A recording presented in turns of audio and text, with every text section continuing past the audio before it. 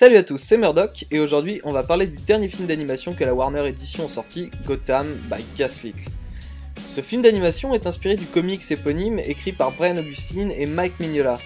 Cette histoire, plongeant Gotham dans l'époque victorienne, appartient à la famille des Elseworlds ou hors-série si vous préférez. Il n'y a donc pas besoin d'avoir lu quoi que ce soit en amont pour se lancer dans ce thriller sombre et surprenant. Bon, pour commencer, je souhaitais souligner le fait que je n'ai pas lu le comics original, donc je ferai ici une critique relatant de la qualité du film d'animation en tant que tel, et non de l'adaptation du matériel de base.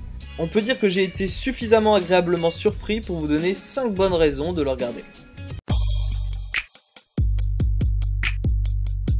Au début, quand j'ai vu le trailer, je me suis dit Batman au 19e siècle, Jack l'Éventreur, bon, va falloir qu'ils aient bossé le fond et la forme pour que ça marche, sinon ça peut vraiment donner un gros n'importe quoi bien pompeux, en mode Batman va faire du Sherlock Holmes, mais en moins bien. Et bien heureusement, on ne tombe pas dans ce piège, et Dieu que ça fait plaisir, puisque Batman est bel et bien celui que l'on attend, le grand détective, l'excellent combattant, et fort de représenter un symbole, comme le montre la scène de son introduction où on le voit se battre contre un gangster tenant le quartier en respect, notamment en faisant travailler des enfants. Des enfants qui se nomment d'ailleurs Tim, Jason et Dick, faisant d'eux les 3 potentiels Robin de ce monde alternatif. Batman tente d'inspirer ici un symbole aux habitants pour leur faire comprendre qu'ils ne sont pas seuls face au crime et l'injustice. En soi, c'est un bon postulat de base qui est respecté. Mais ce qui me fait dire que c'est une bonne adaptation, c'est la mentalité qui est adaptée, l'ambiance et la réalité de l'époque qui sont aussi parfaitement représentées.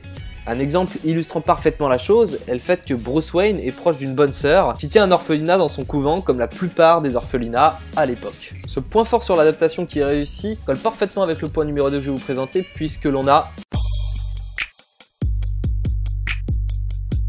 Bon, je vais pas faire long sur ce point mais Gotham c'est Londres en 1850. Oui, évidemment, on se doute bien que ça se passe pas au Pérou. Et ça, j'adore. Bon, c'est pas l'animé le mieux réussi graphiquement parlant, mais c'est sale, c'est industriel, on voit les premiers trains, métro, et ballons dirigeables qui sont là, oui, donc on a vraiment l'époque victorienne qui est vraiment bien représentée, quoi.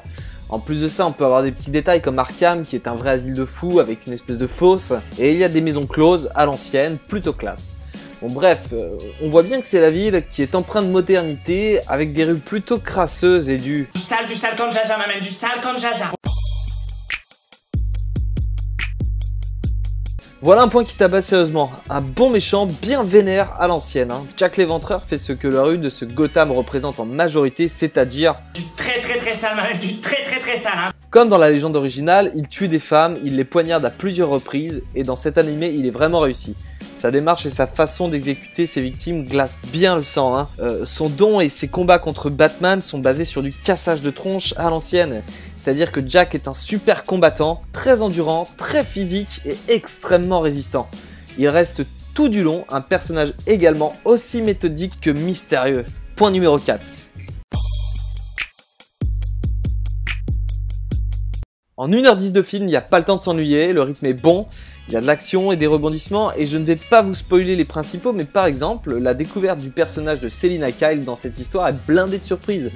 Et ce qui est plaisant, c'est surtout de retrouver des personnages de l'univers de Batman avec des petites différences liées à l'adaptation et au contexte de l'époque. Je pense notamment à Hugo Strange, et notamment à cette scène où l'on voit Bruce Wayne et Harvey Dent rentrer dans un club uniquement réservé aux hommes. En bref, l'adaptation va plus loin que le changement de Gotham, des costumes et du contenu des dialogues, mais cela est travaillé jusqu'au point de nuancer le comportement et la mentalité de base de certains personnages.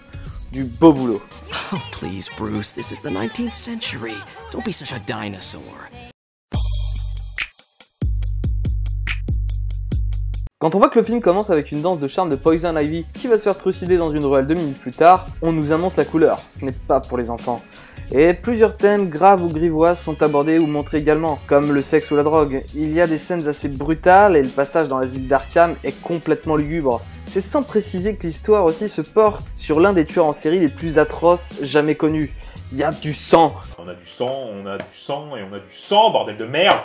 Du sang. On peut aussi souligner la qualité des dialogues qui restent relativement matures tout au long de l'aventure. Voilà les amis, c'est la fin de cette vidéo et ça sera tout pour moi en ce qui concerne les arguments pour aller voir Gotham by Gaslit, qui vaut au moins le coup d'œil de par son originalité. Donc surtout n'oubliez pas de vous abonner à la chaîne, de laisser un pouce bleu si ça vous a plu, de laisser un pouce bleu si ça ne vous a pas plu, et surtout n'oubliez pas de manger 5 fruits et légumes par jour et de mettre un pyjama avant d'aller se coucher. Je vous embrasse, je vous aime, ciao ciao.